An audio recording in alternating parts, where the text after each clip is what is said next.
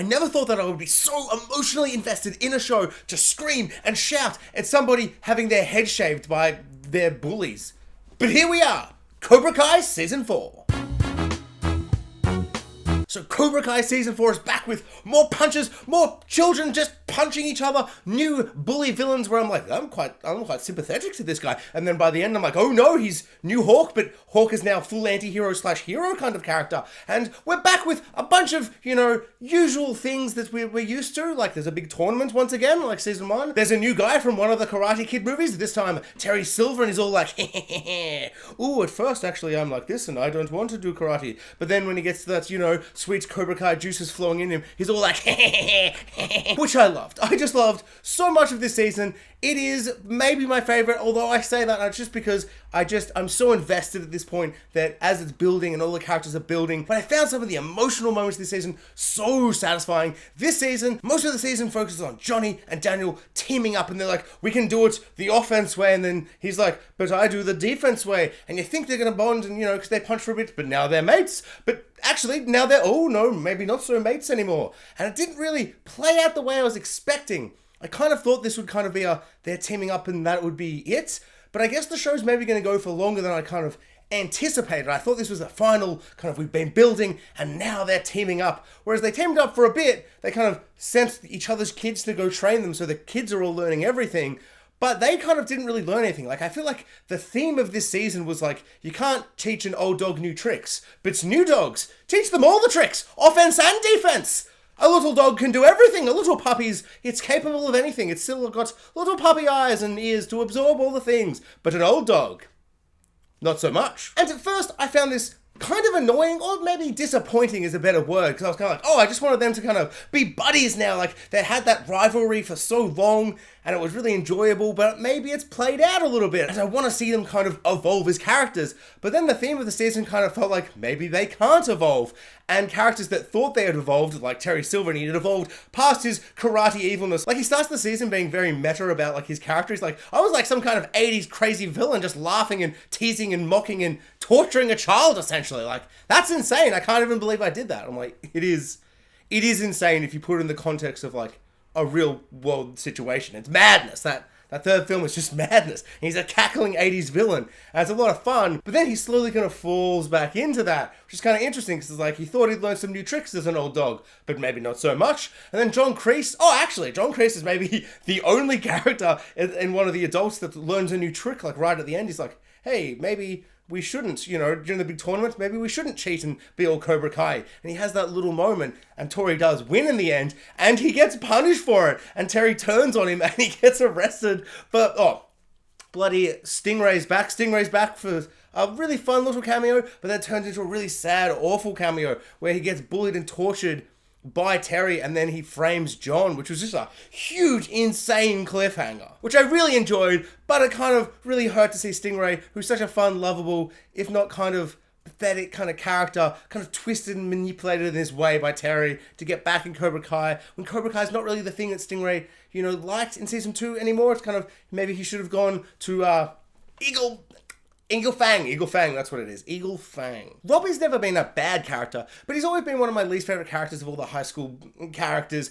And this season, I feel like that changed. I don't know if it's because I feel like we're in peak Robbie hairdo right now. Like, just looking at his hair, I'm just like, that's perfect Robbie hair. Before, it was just a bit more sloppy and like, I don't know. Right now, it just slicks back a bit longer than last season. It's really working for me. But also, the character arc is really, really working for me. I love that he tried to train and have a mentor with little punchy punch fast boy Kenny. And Kenny's like, essentially our new Karate Kid character, where he starts off being bullied and teased. I love the extra touch that it's now LaRusso, youngest LaRusso, who's grown up a bit, or 100 years he seemed to have aged between seasons, and now he's got a deep manly voice, and he's a bully, and he's an absolute awful character. I really like that for Daniel as well, having to realize that his son was a bully, even like him, Mr. Karate Kid himself, the anti-bully fighter, but his son's a bully, and that all works really, really well, and I love the transformation of Kenny. It's really powerful stuff. I don't think I'm going to get sick of it.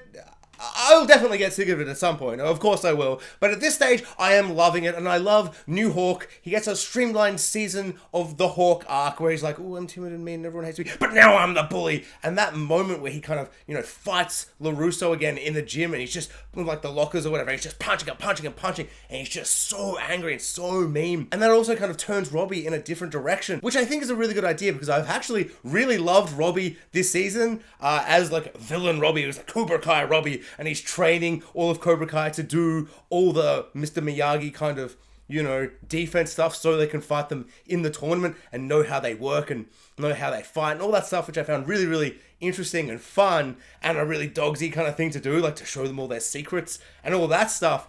But also, I'm just like waiting for him to finally embrace his dad, and finally we got it. And I love the idea that he kind of felt like, I didn't have a mentor, I didn't have a father that I wanted, so I'm trying to train Kenny to, so I'd be his father and show him what's up. But, now it's like that classic cycle of like a toxic man makes another toxic man. And it's just so cleverly and brilliantly kind of does this story arc again and again and again.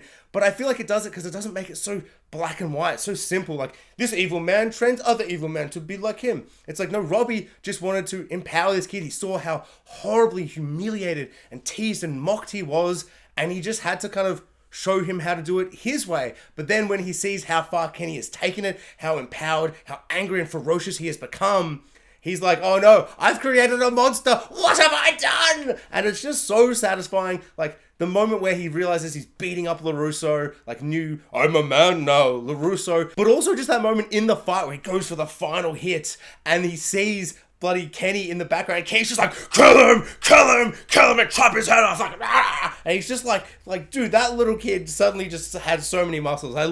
There's just so many great transformations where they seem so meek, and then suddenly you realize how ripped and powerful and just angry and like, I don't know. It's a really scary transformation. It's essentially just Hawk again. But Hawk was kind of my favorite character when they were doing that, because it was just so interesting and kind of clever to make us feel so much sympathy, and then just to be like, no, oh no, they've taken it far too far. This show is easily crafting some of my favorite villains. Like, Tori is still such a great villain. Like, all the villains are just so complex and interesting, where like I'm on their side and rooting for them so often, but then they'll just take it way too far and I'm like, oh no, oh no, oh no. But finally, after Robbie going full Cobra Kai villain, punchy punch, evil boy, finally with his perfect, nice hair, he embraces his dad. It was such a beautiful kind of image as well. Like, the Cobra Kai dojo has been stripped down, it's bare, it's empty, and there's just these two men, father and son, and they finally embrace it. It's just like, oh my lord, how can this silly, campy, cheesy show about competing karate dojos and old men rivalries and picking children up and being like, you fight for us because we're angry at the past. How is a show that silly and insane making me feel so many emotions? It's continually impressing me. It's continually wowing and amazing me. I cannot get enough. Another moment that just completely destroyed me was when Hawk gets his mohawk destroyed and shaved, because he's finally gone full anti-hero, and he does a couple of questionable bullying things early in the season. We're like, oh, tiptoeing back to the evil side. But then when he gets shaved, he's like a shave and shame kind of moment, and he gets kind of reeked, and he's all like timid again, and he falls back into that kind of old Eli mold. But then has a classic cheesy moment where the girl's like, actually, it wasn't the cool hair, although the hair was very cool. It was everything that the hair made you become, so just become that again. Also, if that doesn't help, how about a cheeky little kiss? Will that get you over the line? He gets a little cheeky kiss, and he's like, actually, I'll win the whole tournament! And then he does. It's so stupid and cheesy. I love it! I can't handle how much I love this show. It is honestly just so exciting. The tournament, the last 2 episodes of just full tournament were just ecstasy. I just loved it so much. I do think that the twist, like not the twist, but like the kind of cliffhanger ending of episode 9, where like Miguel like does a big flip kick thing and then he pulls his back. That kind of, I was screaming. I was like shocked. I was like, oh, I need to take like a 5-minute break. Like, that is, I can't believe they've brought that back. I'd never thought he'd kind of relapse back to like back breaking. Then, they start the next episode and they're like, rub some cream. If you feel fine, you'll feel fine.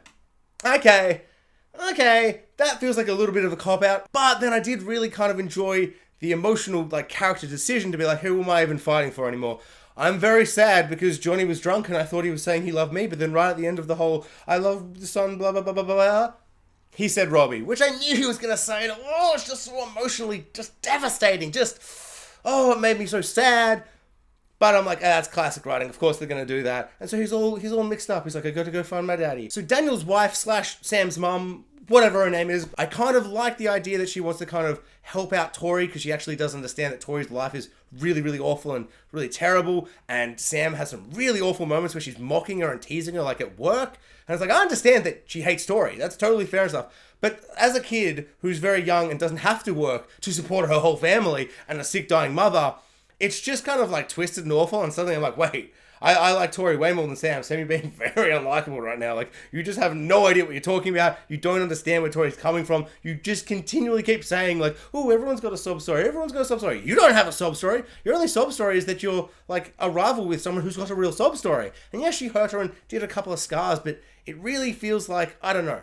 That just kind of makes me fall on Tori's side. But then again, I'm happy that they kind of keep making me side with Tori at moments, because, you know, I'm not always on her side. Also, talking about sides and just all that rivalry, that final fight with them was just so good.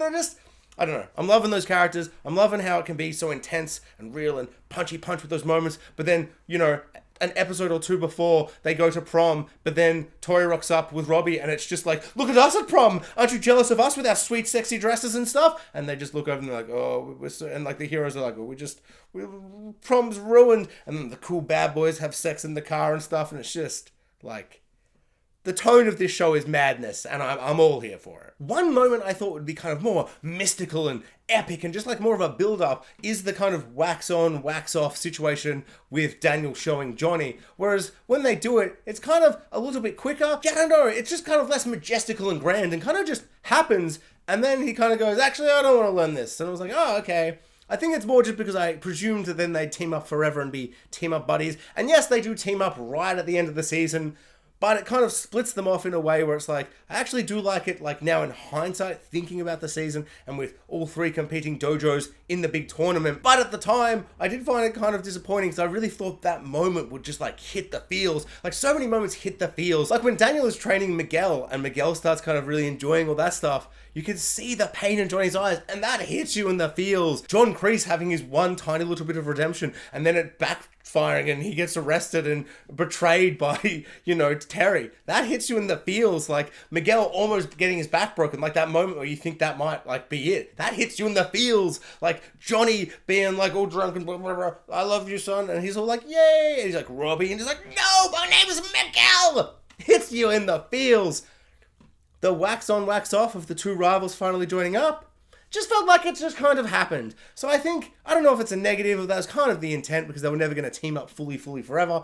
And that is kind of the theme I felt of the season of old dogs, new tricks, not so much, maybe, but little puppies all the time. But yeah, that did kind of disappoint me. I felt like the whole show has been building up to that moment. But then again, I don't know, is this show just going to keep going on for like 7, 8 seasons? I kind of thought that the 5th season might be the last. The way season 3 ended with them kind of teaming up and be like, we fight together now! I was like, okay, there'll be one season building up to this, then a big final 5th season. But not so much, I think, now that I've seen season 4. Also, a thing I found very, very funny is in the tournament, there's like a whole thing where it's like, okay, we've got all the skill things and doing this and that and all the things. And I'm just like, this is all fun and cool where they're all spinning stuff around. Get to the punching. I want to see them do the punching against each other. Like, it's really impressive and stuff. But the choreography, the actual fights themselves are so exciting. I just want to get to that stuff. And then we get right to the end, and there's 2 fights to go. We got the boys and the girls, and they're like, well, this kind of ruins any tension of this second, of the first fight of these 2. But Cobra Kai needs to only win 1, Miyagi 2. Well, Miyagi is clearly going to win the first fight. Otherwise, that second fight will have no, like, I don't know, emotional stakes. And the last fight has to have the emotional stakes, right? And so it just felt a bit weird. You couldn't have just kind of just said, like, oh, whoever's going to win these next 2 fights wins. It's all even Stevens. I don't know. It just felt a bit like, I don't know how you do the math to make that work, but it just felt like a really weird thing where the whole time I'm like, I can't believe Eli's going to win. But that also makes sense for Robbie's character. And then the beat where Robbie like looks up and little Kenny boy is like, ah! It all like makes sense, but it just feels like a really weird way to structure it. But then at the end, I was kind of like, I also know that Cobra Kai 100% are going to win. Because I feel like the whole season they're building up and building up and building up. Like, if we lose this, we've got to stop our dojos. And if they lose, they have to stop theirs. And I'm like, that is a classic, like, we got to Infinity War this stuff. Like, the villains have to win this one, I felt like. And shocker, I was right. I felt like, of course I was right. I feel like everyone probably had that same feeling. I have a sneaking suspicion. And by sneaking suspicion, I mean, I totally think this is definitely going to happen. Because it just, we're at that point in the story where it's like, the villain wins or whatever, But I also think it'd be really interesting for the heroes to have to be like, well, I know that we said this, but now we've got to be a little bit, unheroic and villainous because we're just going to keep doing our karate dojo. Because of course they are. The show's not going to just not have them have their dojos. So I think that's a really good beat. And we get that exact beat where Daniel is at the gravestone and he's like, Mr. Miyagi, I know I said I'd be honorable and stuff, but they have no honor, so I don't need no honor. Even though I totally feel like his whole character is that no matter what, I've got to have the honor. But the whole season arc has been like, I can't have Johnny with his offensive no honor punchy punch. But then right at the end, due to Sam, all the stuff teaming up right at the end, it all comes forward and it all comes to fruition or whatever. I think that's the right word. Doesn't matter. And he learns that maybe some offense, punchy stuff is good sometimes. And that's Sam's whole thing. She's like, I'll do both. Defense and forward fence, punchy fence, offense. So it kind of makes sense that at the end of the season, he's like, well, usually I'd be all honorable, but I've got a cheeky little bit of eagle fang in me now. Fang? I don't know what I'm doing there. But yeah, so it worked really well. I also like how you think he's talking to Mr. Miyagi, and then the camera pans, and he's like, actually, I'm talking to you, villain from Karate Kid 2, let's team up! Yes, please. Oh boy, that's probably the most excited I am for any story beat in season 5. Just those two teaming up. That was a really fun episode when they got together.